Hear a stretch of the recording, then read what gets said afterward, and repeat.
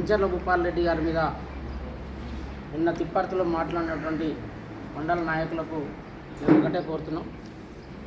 మీరు కోమటిరెడ్డి వెంకటరెడ్డి మిమ్మల్ని నమ్మడం లేదు ఫస్ట్.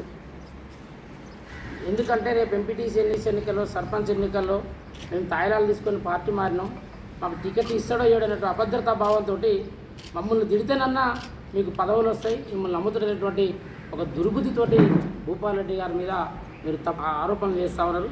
ఇది పద్ధతి కాదు. మీరు కనుక తిప్పర్తి మండలంలో కానీ నల్లగొండ కాన్ఫరెన్స్లో మీ నాయకుడు కానీ మీరు కానీ అభివృద్ధి చేసినటువంటి చర్చ మీద మేము చర్చకు నువ్వు క్లాక్ టవర్ సెంటర్ పెడతావా, లేదు ఎక్కడ పెడతావో డేట్ నువ్వు పెడతావా, మమ్మల్ని పెట్టమంటావా?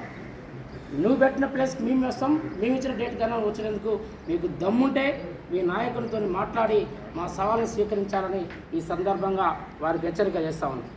ఇంకోటి ఎందుకు చెప్తున్నా అంటే, మీరు చెప్తున్నారు అంటే మందికి పుట్టిన బిడ్డని మా బిడ్డని బతలా ఎత్తుకొని తిరుగుతున్నారని మాట్లాడతారు.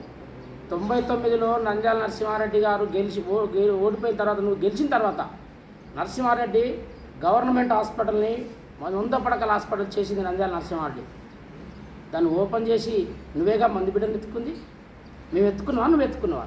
నల్లగొండ నియోజకవర్గంలో ఎక్కడ చూసినా కూడా అప్పుడు మాధవరెడ్డి గారు, నంద్యాల నరసింహారెడ్డి గారు మంజూరు చేసినటువంటి పథకాలని ఆటినే పూర్తి చేసి మంది బిడ్డను ఎత్తుకొని నువ్వు ముద్దాడిన చరిత్ర మీ నాయకుడిని, మీది, మాది కాదు. ఇప్పుడు కూడా 20 ఏళ్ళు నువ్వు ఏం చేసినావో చెప్పు.